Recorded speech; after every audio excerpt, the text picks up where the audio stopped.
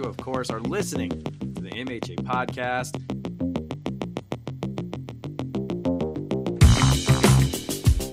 Why in the world would you play Isaiah McKenzie over your third-round pick, T. Higgins? Why?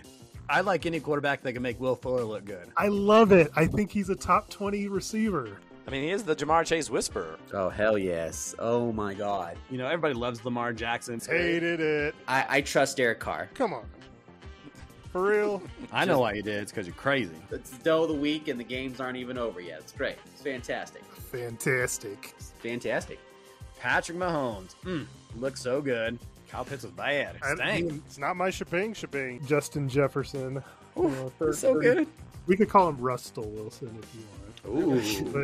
Well done, sir. That is good stuff. All of those guys have more fantasy points than Tom Brady.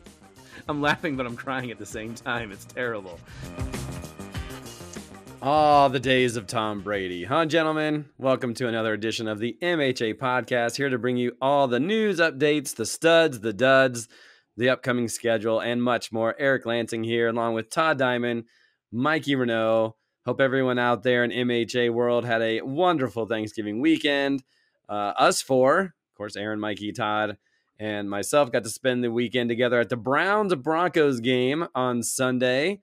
How are we feeling about those Denver Broncos, gentlemen? Todd? Yeah. That pulse has just got a little bit bigger. That pulse is there. It felt good. 5 in a row. Let's go. Just it's amazing. The defense is playing out of its mind. I mean, the offense still need to figure out to, score a couple more points, but other than that, the team is, we're the hottest team right now in the NFL. It's great. It's fantastic. I just seeing how this is when we envisioned when we got Russell Wilson and when we got Sean Payton and how this team was going to be. It just keeps amazing every single week, but it's going to get tougher, because we play Houston next week. They're 6-5 and we're battling them for the last wild card spot. So other than that, yeah, it's fantastic. Well, sounds like Todd's putting the Broncos in the Super Bowl. Mikey, what were you chuckling about over there? I don't mean to have my mind in the gutter, but it just, he says, oh, the pulse, and it gets bigger, and it felt so good. I got confused about what you were talking about for a second. This is sex to Todd. Broncos winning. The pulse? The pulse. They were we were 1-5 and just dead. It was dead. It was bad. We looked bad and we smelled bad. But now it's good. How good is it, Miguel? Yeah, it's pretty amazing turnaround. I questioned whether or not they'd continue winning the way that they're winning, but they every single week are coming through. So, hey, I'm just enjoying the ride. Yeah, I'm pretty much in that same boat. Just see what happens. My expectations are so low right now that just trying to enjoy the wins and trying to enjoy it. Some sort of football that's happening right now. Yeah, it gives you something to cheer about, right? Exactly. I need something to cheer about because things aren't going well in Lemonhead's land, but we'll get to that in a minute. But before we get to the recaps, let's get into some news. I don't understand what the news is. It's just like, hey, here's a bunch of you can't fix that happened that was horrible. And we'll start things off with Jonathan Taylor. Looks like he's going to miss at least 2 to 3 weeks after he's going to have to undergo some surgery on his thumb. I don't know why they can't just wrap that bad boy up, but surgery is surgery. So bad news for the NWA, but good news for Lion Rip, who has Zach Moss. And we've seen some good Zach Moss play here in that Colts backfield this season. Do you guys remember Cardinals running back Keontae Ingram? Remember that guy? Yeah. Todd had him, I think. Yes, I did. Yes, I did. Okay. I guess that was before the winning streak. He was fantasy viable for about, 2 seconds?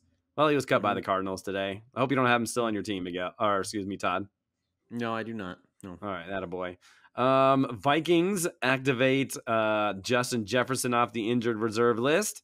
Minnesota on a bye this week, however, but sounds like there's a good chance he could play next week, which would be good for the notorious CUP squad.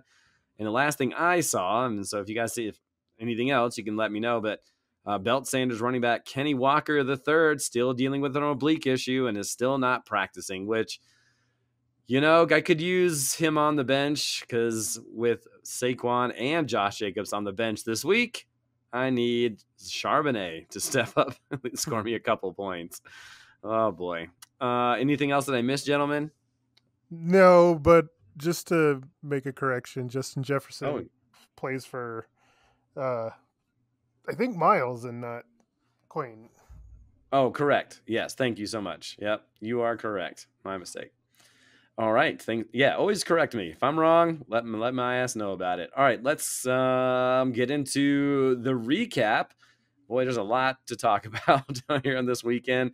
And we'll start things off with the top team in the MHA, and that's the Lion Rip squad who took on Eaton W's, a low-scoring affair. But a couple of performances did stand out. Lion Rip's quarterback Trevor Lawrence put up back-to-back solid weeks. This time piles up 49 against the Texans. And how about Ramondre Stevenson, who's put up decent point totals in the last 5 of 6 weeks. He scored 20 this weekend, and it was the second time this year he has scored 20. But Cooper Kupp failed Aaron's squad with a paltry 3 points.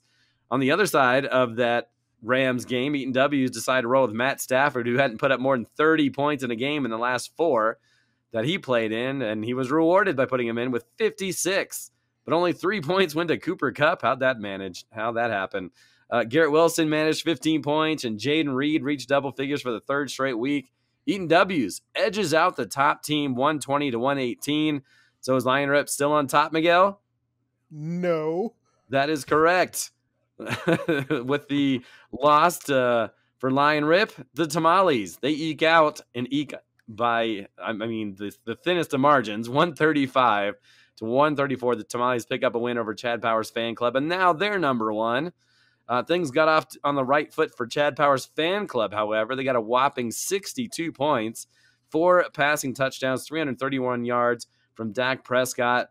But the Cowboys defense did get yet another pick 6 to finish up that game with 16 points for the Tamales. Raheem Mostert had his best game in 5 games, tallying 21 points, 94 rush yards, and 2 TDs. Chad Powers got a nice 18-point output from Nico Collins, who continues to surprise here in 2023, while also getting 12 points from James Cook. Miles' squad went into the Sunday affair up 59. I think that's right, 59 points with Mikey still holding, Justin Herbert, and Keenan Allen. Not a great first half. We were all hanging out together talking about it, and Mikey wasn't feeling too good after that first half, but things heated up in the second. After the Ravens, so a lot of points to Keenan Allen. It was just like Herbert to Keenan Allen in that second half. And he was getting close. But, and correct me if I'm wrong on this, Miguel, because I didn't watch the game when I got home, but I think you did. But after the Ravens got the ball back with under 2 minutes to go, it looked gloom. I don't know what I'm trying to say there. For the Hot Tamales, who were down a couple of points, and Ravens only needed to get a first down to end the game. Well, the Ravens did get that first down and then some. In fact, Zay Flowers, instead of getting the first down and going to the ground, he decided to take it to the house, and which allowed, of course, the Chargers to get the ball back and allowed Justin Herbert to throw a couple more times, and that's all the points that the Tamales needed, giving them that very slim 1-point victory. Hot Tamales now in first place at 8-4. Chad Powers at 7-5. Mikey, just give me some of your thoughts on your big-time win there to put you in the top spot. Well, the craziest thing about this was the one throw that Herbert had on that drive after the Zay Flowers touchdown. It was like a 20-yard pass to Keenan Allen. So it ended up being a 4-point pass. Wow. At the time, I was down 132 to 131. So the 4 points gave me a 3-point lead. When the night ended on Sunday, I had a 135-132 lead, and then somehow that's right. I don't know where. Baby Miles knows, because I tried to figure it out on Monday where the 2 extra points he got came from. I assume there must have been some sort of stat correction to pull him within 1, but thank goodness that ended up putting Herbert and Keenan Allen over on the yards. Otherwise, I would have lost. So, Interesting, because I'm looking at these stat corrections on the website, and there is none. yeah. But yeah, he Oh, was wow. definitely at 132 on Sunday night. I don't know where those 2 points came from. Whoa, magic in the air for the hot tamales. Well, there you go, sir. Sometimes you need a little luck to win a game, huh? And I got away with it too because, I was, complaining at Todd all day Sunday. I can't figure out kicker. And of course my kicker gets a goose egg, so I still managed to get away with it. Yep, that's how it goes sometimes. Let's keep going in the recap here. Let's check in on the hottest team in the MHA, and that's those Butterfingers who have won 4 straight, taking on the notorious CUP team. And CUP fighting for their playoff live. CUP got 15 points from his, of course, new starting tight end, Sam Laporta, to kick off the Week 12 schedule. But those Butterfingers and, of course, Christian McCaffrey, once again, 29 points from the 49ers RB. What a bounce-back year for CMC. Quane's squad used that Miami's defense against the abysmal Jets on Friday to rack up 23 points, 7 sacks, a touchdown, and 2 picks. On to Sunday, Patrick Mahomes did his thing for 50-burger. That was his first 50-point game in 4 contests. He had 27 completions and 2 pass touchdowns. But Todd's team got 2 touchdowns and 21 points from Mike Evans, 14 from Tank Dell, and 15 from that guy he traded for, Najee Harris. And Harris has put up 14 or more points in 3 of his last 4, so good trade for Todd. There was some sweating from the Butterfingers, who had Baltimore's defense still in tow, but was facing off against Gus Edwards, who we've seen many times this year cross that goal line multiple times per game. But it was a very quiet day for the Gus bust, who only mustered up 3 points, while the Ravens defense recovered 3 fumbles, sacked Herbert 3 times for 15 points. Butterfingers make it 5 straight after taking down CUP 141 to 124. Todd, the season, talk about a pulse from the Broncos, the pulse from the Butterfingers. All right, and I gotta say it. I got 5 on it. Oh my god! Come on! I thought about that today. I was like, bravo! You've been thinking about that one all day. Yeah, all day. I was like, it's like I can use that one. That actually will work. 5 in a row. I got 5 on it. No. I don't know what happened. I mean, just like the Broncos, looked like it was bleak. I'm like, I'm wasting Christian McCaffrey here because he's just putting up points every week, and still losing. But I don't know, something in the air. The fantasy football. I don't know. I'm gonna punch you in your face next time I see you. Just kidding. I don't know. I'm doing it. Fantasy football. Hey. I don't know. Well, I mean, fantasy. Hey, sometimes in fantasy football, there's things. Like that's half the owners. I don't know how I'm doing it. Yeah, go ahead.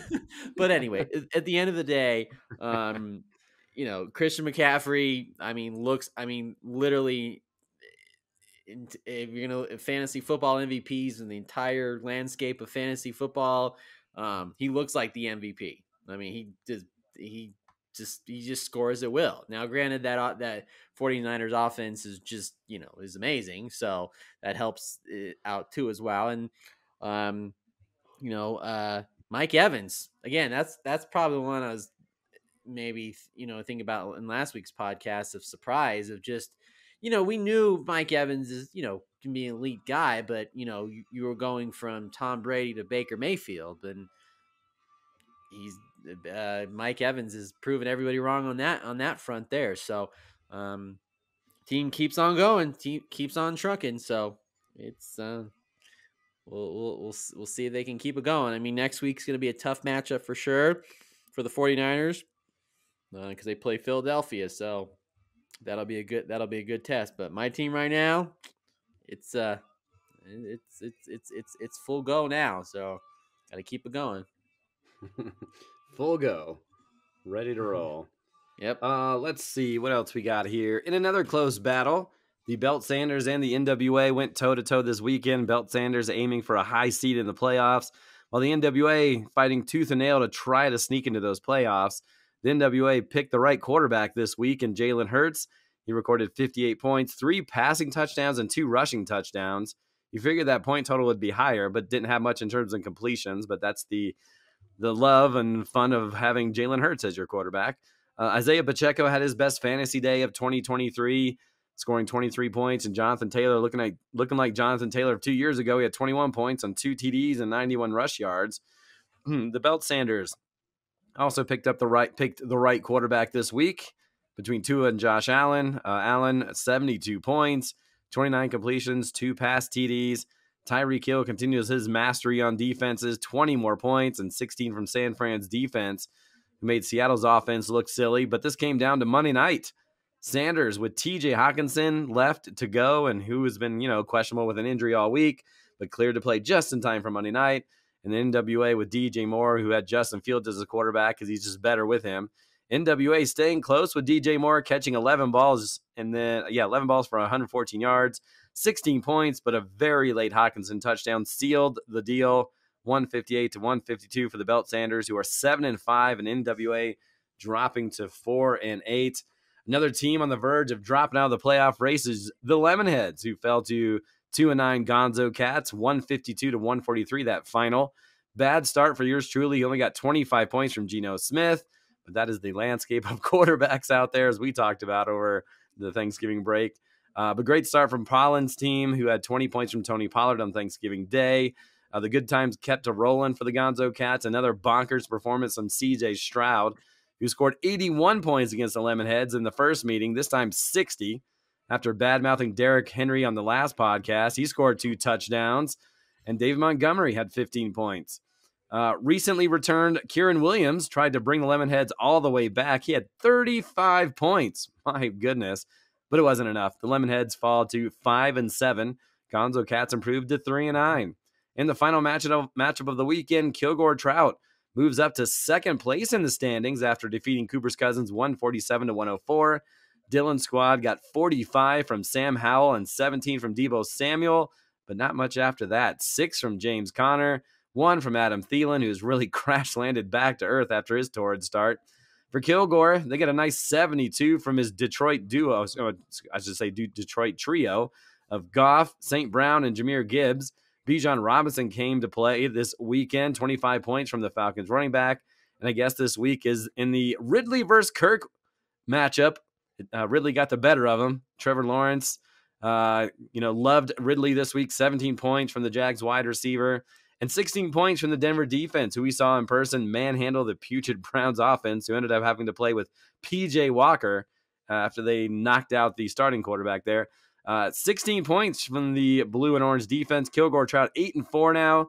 Cooper's Cousins 5-2. Those 2 ties still holding his nuts in place, even though they lost their last 4 in a row. Doe of the week. There's a couple candidates here. I was sitting next to Aaron during that football game, and he goes, maybe I'm in line for it. Rashid Rice had 19 points, or Chuba Hubbard, who had 17 instead of Cortland Sutton in the flex, who was in single digits. Chad Powers fan club could have run Brandon Cooks instead of James Cook. 1 more point, and that would have tied the matchup.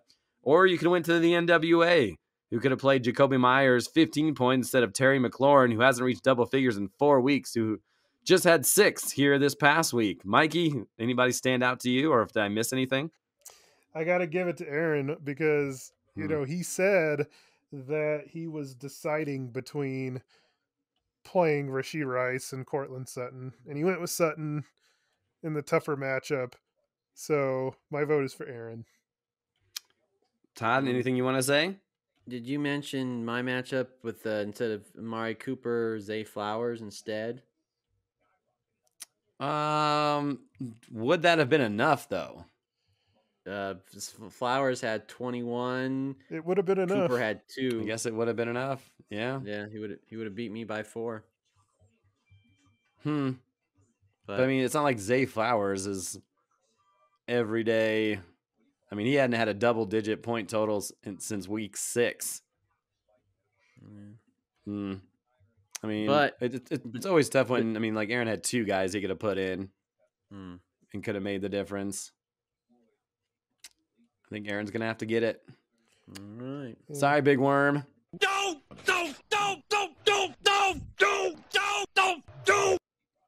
All right, gentlemen.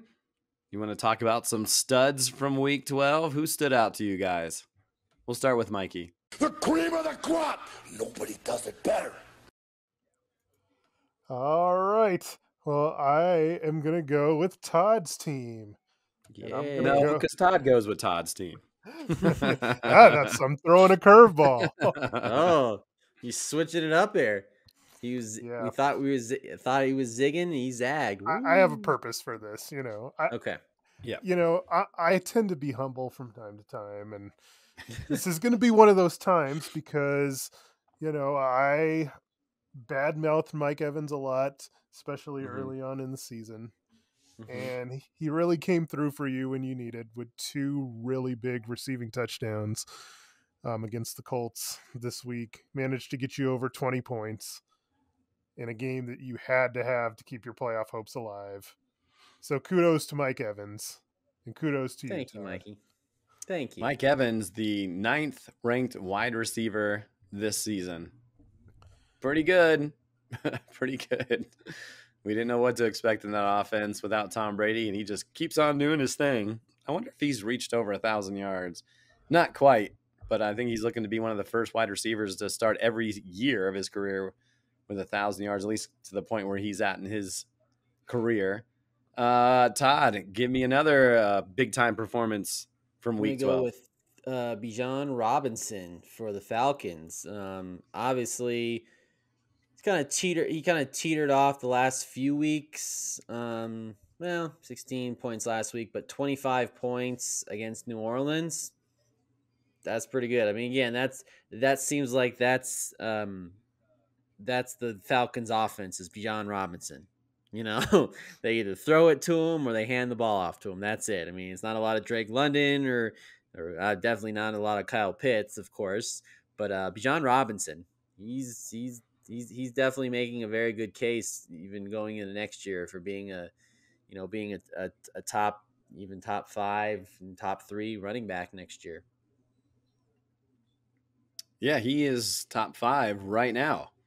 145 points, 611 yards rushing, 5 TDs, also has 29 receiving yards and 3 touchdowns. That's a big conversation. Actually, no, that's Brian Robinson. Excuse me. Check that. He's actually further down than that. I was like 5, 6, 7. There you go. He's 7th. Mikey's about to correct me there, and I beat him to the punch. 703 yards, 3 touchdowns, 32 receptions, 3 TDs. He's only like, 7 points behind Brian Robinson, notorious CUP. But yeah, Bijan Robinson, you always wonder how these rookies are going to perform in their first year. Especially with all this wide receiver talk, and the wide receivers, these first round or second round wide receivers really haven't stepped up their game this year as opposed to maybe we saw last year. But you always wonder about how rookies and rookie running backs are can be questionable sometimes, especially in that Atlanta offense that doesn't score a lot of points. I mean, he has 6 touchdowns, which is solid, but it's more about his yardage and his receptions. It's really kept him in place. And I'm going to go to another running back, and that's going to be off of Mikey's team, and Raheem Mostert against the Jets defense. I don't know how good they've been of late, but I mean, usually they're pretty solid. And he came through with 2 touchdowns and 94 yards. I didn't get to see any of the Friday night games, so Mikey can probably attest to how well he's done, at least in that game. But, the numbers, he's got a 25-point game, 42, 32, 21. And I don't know if anything's going to happen when MHA comes back, if he comes back this week or the next. But, Mostert's the number 2 running back all year long behind CMC. So it's hard to ignore him. Mikey, who else you got? Well, and with Mostert, that was scary because that game was on in the afternoon. I was at work. I didn't get to see any of it, but he only had like 3 points at halftime. So I was just like, yeah, he's not doing anything. Doesn't it happen to him quite often where he's like nothing in the first half and then big time in the second? Or am I just thinking of somebody else? No, it's happened a couple times, but yeah, he just kind of went off. He had a late like 35-yard touchdown like at the very end of the game that kind of put him over the top. So Raheem Mostert has 13 touchdowns rushing and 2 receiving. He's got 15 touchdowns on the season. That's one less than Christian McCaffrey. Nuts. all right. So my second one, I'm gonna do this one for Eric. And don't hate me for this, Eric, but got to go to Allen's team, Josh Allen. I mean, it was weird because on Friday he had Tua in his lineup, and then he took him out last second. And it works. 72 points. The Eagles' defense has been kind of getting crushed, so that's why you dropped him. But correct. Yeah, they were getting lit up by everybody. Not only the passing stats, which are impressive, but the dude had 81 rush yards and 2 touchdowns. So, yeah, it's just nuts. Todd, any other big time performances that you saw from this weekend? I'm gonna go with CJ Stroud again. 60 points. He's amazing. I mean, 81, 43, 46, 60.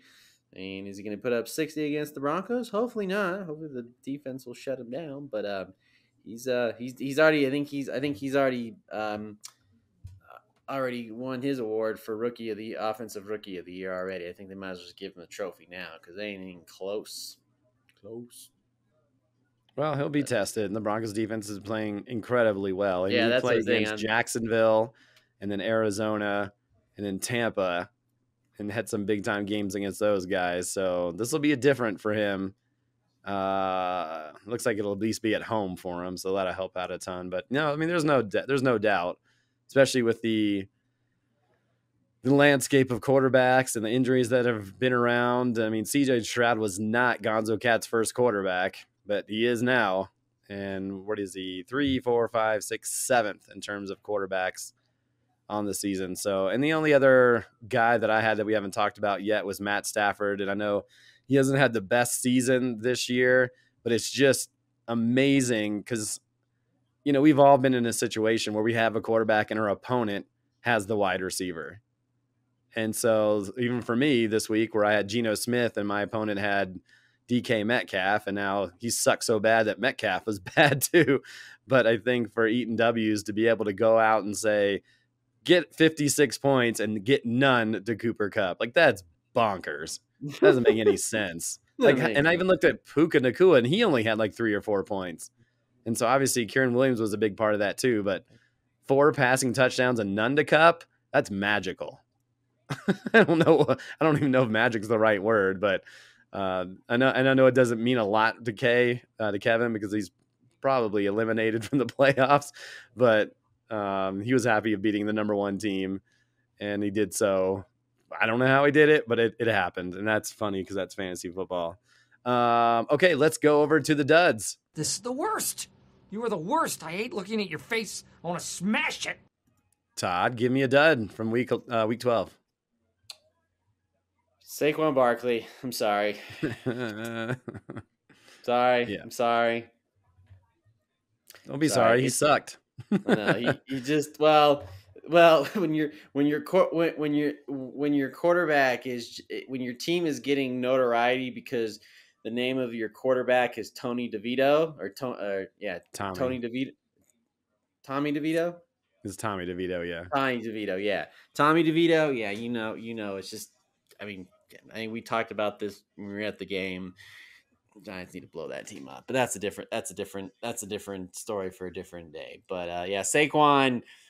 If I'm Saquon, I'm like, get me out of here.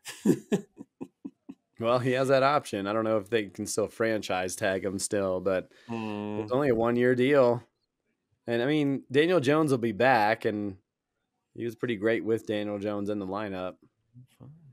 But that was new. I didn't see a lot of the game, but that New England was like, all right, we're going to stop Barkley and make Tommy DeVito beat us. And when you have no other receivers or tight ends, it's kind of an easy way to stop the Giants from, even though the Giants won that game, they still won.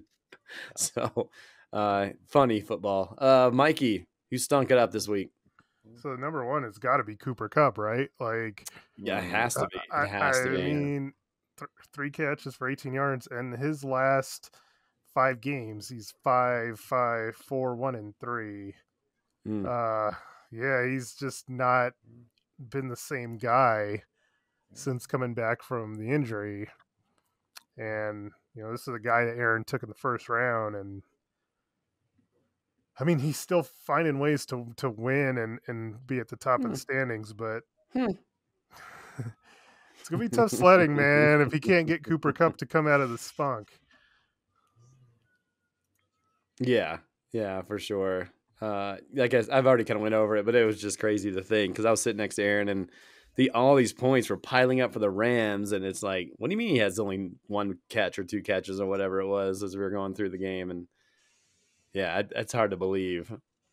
And someone else that has kind of stunk and been injured this year that I thought had more pub, or I mean, he had a good start to the season, but man, James Conner, no one ever thought like he was like, oh, he's this amazing Pro Bowl running back, but he only had 6 points this week in a Rams defense that can be had, but he only had 4 receptions, 27 yards, and I mean, he would obviously have to get a lot more than that. But I already talked about Adam Thielen, who's also on his team, who had 1 point. That's kind of disappointing, but he's kind of been on the downward spiral for a while now. But James Conner, I was just kind of looking over his stats the other day, and I was like, what happened to him? He had 11, 16, 17 to start the season. I don't know if he's had a nagging injury. He missed 4 weeks, and he got back, and just kind of has been mediocre. And I don't know, and that's obviously part of the Arizona. But even with Kyler Murray back, it's like, oh, maybe he'll get going again with Kyler Murray. And I guess Kyler Murray didn't have a good game either. So he didn't either. So bad season, not a good season for James Conner, who in a world where running backs aren't much, there's not much to talk about. You need everybody that you can get, and he's just kind of disappointed this year. Todd, another stanky performance. Austin Eckler, man. Yeah. 2 back-to-back weeks of just ugh. Something's wrong with that offense, right, guys? Yeah, well, No. 10 points? Yeah. I think it's Staley. I think I think that whether regardless how the rest of the season goes for the Chargers, if he's not gone by the end, then I'd be shocked and odd if he's still there afterwards. He's got to go. He's got to go. Eric, you brought up a very good point. They're wasting Justin Herbert. They're wasting him, and you can't do that because Herbert is a franchise type quarterback, and you're wasting his abilities, and he's got to go.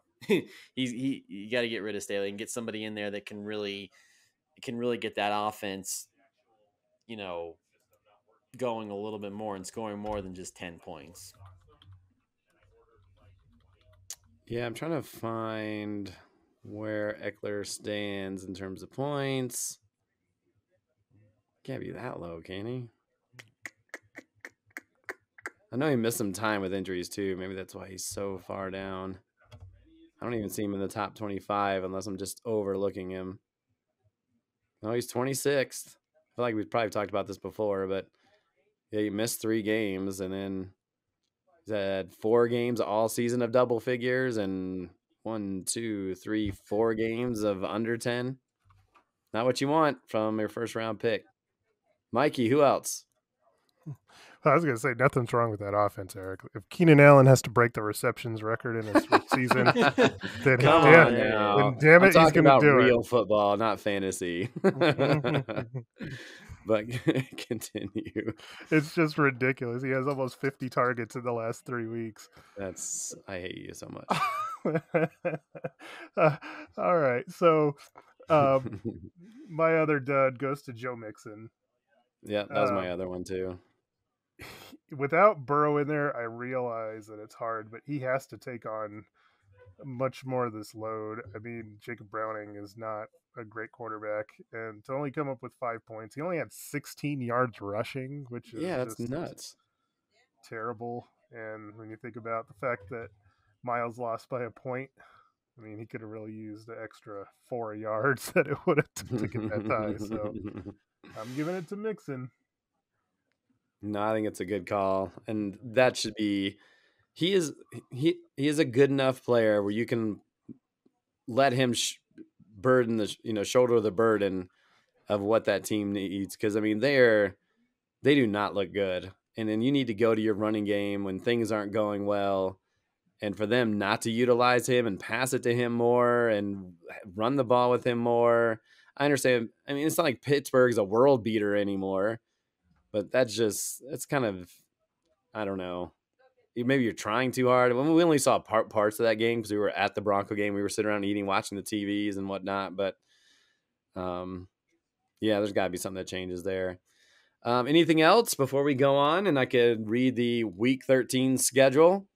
I could talk about Taysom Hill, who I think his mojo's done. We talked about that, where I was like, well, usually he'll have a couple good weeks and he disappears. I think he's disappeared now. He had a fumble too, which didn't help. But there's no tight ends out there, so I'm going to keep running them. All right, so what's going to happen in Week 13? Well, we're coming down to the nitty-gritty. Only 2 weeks left to go, 13 and 14 before the playoffs start. The 8-4 Tamales, they'll take on the 5-2 Cooper's Cousins squad. In the matchup of the week, 8-4 Kilgore Trout taking on 8-4 Lion Rip, battling for that number 2 seed, possibly the number 1, depending on how Mikey does. The Butterfingers looking to make it 6 in a row. They'll take on Kevin and his 4-7-1 Eaton W's team. In another good matchup, the 7-5 Belt Sanders taking on 7-5 Chad Powers Fan Club. And a couple of toilet bowl matchups, 5-7 Lemonheads versus 4-8 NWA, and 5-7 CUP versus 3-9 Gonzo Cats. And gentlemen, I don't know if you've seen the buys this week, but it is ridiculous. I don't know why they would not spread this across last week, but here we go. No Ravens, no Bills, no Bears, no Raiders, no Vikings, no Giants. So no Gus Edwards, no Ravens defense for Todd, no Josh Allen, no Stephon Diggs, no James Cook, no Bills defense, no DJ Moore, no Devontae Adams, no Josh Jacobs, no TJ Hawkinson, no Saquon Barkley. What a crazy week, especially with so much on the line in terms of playoffs and whatnot. Crazy. Yeah, not ideal, but so it makes it fun. You guys affected majorly by it this week? I mean, for me, yeah, Diggs is a big part of my team, so that's one player though. Yeah. I mean, I have Tampa's defense, and they have a good matchup against Carolina, so I'm not too worried about my defense. Hopefully, again, I know we're gonna go the whole podcast with not even mentioning his name, but hopefully Aaron Jones comes back. That'd be nice. Oh my gosh, come on, man! You don't need him. You're doing fine without him. Well, I'm definitely not putting Deontay Johnson in the flex because he seems like he doesn't give a, excuse my language, doesn't give a shit about plays. So that was a funny play though, right? Like he exclaims in the story I read today that he didn't see the fumble. Give me a break. Come on. A drunk person could have seen the ball. A drunk person in the same position he was standing could have saw the ball. Yeah, give me a break. Yeah. So yeah. So I'd rather go with Aaron Jones. Actually cares, and compared to Deontay Johnson, it just doesn't care. We'll see. Put it this way, I might as well put in some IJP Ryan. I mean, he scores touchdowns too. So. Hey, check this out. So from when we started this podcast till now, NWA had Jalen Hurts in his lineup. He now has Jordan Love in there. Ooh. I guess he likes the KC matchup better than the San Francisco matchup. He's dealing with a lot of buys this week and an injury to Jonathan Taylor. So he does not have DJ Moore, Isaiah Likely. I mean, he still has Kyle Pitts, I guess, whatever. Jacoby Myers, no Lamar Jackson. So he's got some buy issues as well. So he put in there. He's got Terry McLaurin. He put in George Pickens. Doesn't have a kicker or a defense because he had Bass from Buffalo and Buffalo's defense. Got A.J. Dillon in there. And I got a work without Barkley, Jacobs, and not that I was running a lot of Jordan Addison this week anyway, but even my other running backs and Mitchell from Baltimore and Herbert from Chicago. Oh, man. Well, at least he's having as many issues as I am right now. Well, I mean, Allen's going to be hurt by it too because he's dealing with, no Josh Allen, no Shakir, who he plays every week. TJ Hawkinson's on a bye. Kenneth Walker's hurt. Yeah. So, yeah. And it looks like Chad Powers has his full squad ready to roll. Although he put in Dustin, he put in Hopkins in there. No, he doesn't have Devontae Adams. Yeah, no or Justin Jefferson. Or James Cook. Yeah, so maybe not full bore, but yeah. Well, that's where we're at, folks. 2 weeks left to go. It's gonna be should be interesting. There's a lot of teams that are still alive. You're still in it, Eric, but it's not gonna be easy. It's always hard to try to win yourself and then have other people win on top of it. I don't have that luck. Like, some people have luck. Mikey has luck. Aaron has luck. I don't have any luck. Well, I mean, it's really difficult to try to ask someone else to lose too. But I mean, I guess if you're lucky, Miguel, I need you to win this week. Yeah, and I mean, the biggest thing for you is that you need Todd to lose because then you play each other last week. So, and Eaton W's just did win. Yeah. Beat the top team in the league. And it doesn't look like he's dealing with too many. I don't think he's dealing with any. Odell Beckham, I guess, but he's not really dealing with any buys this week. They got Stafford versus Cleveland, Garrett Wilson, Reed, Jerome Ford, Pierce. I mean, it doesn't look super dangerous, but who knows? Yeah, and Christian McCaffrey, folks. You need Allen to win too, which I'm sure just grinds your gears. Why do I need? Oh, wait a minute. I'm looking at the wrong week. Okay, yeah. Well, why do I need Allen to lose? Because you have more points than Miles does, and you're never going to catch Allen in points. So if Miles were to lose out and you win out, then you would be able to. And now he doesn't have Josh Allen. So great. But he does have Tua versus Washington, so that may benefit. Huge. Yeah. Just got to play by ear and see what happens. Yep, who knows? Let it play out. Let it play out. You guys can host the podcast once you guys are in the playoffs and I'm not. The most interesting thing about this schedule is that Kilgore's sitting in that 2 spot, and he has to play Aaron and then me to finish. Oh, so, no kidding. If he this means he controls his own destiny. That's right. If he gets this bye, he'll have earned it. Yeah, no kidding. That's a tough road, but he's in the playoffs. I assume everybody that's got 8 wins is in the playoffs. Haven't clinched officially because percentage-wise, with Dylan being the one on the outside, if he were to finish 7-5-2, that beats out 8-6. So get out. Yeah, so that's why I know you don't see a clinch next to anybody. Okay. But you're going to see, after this week, you're going to see all kinds of people clinching. Yeah, I think so.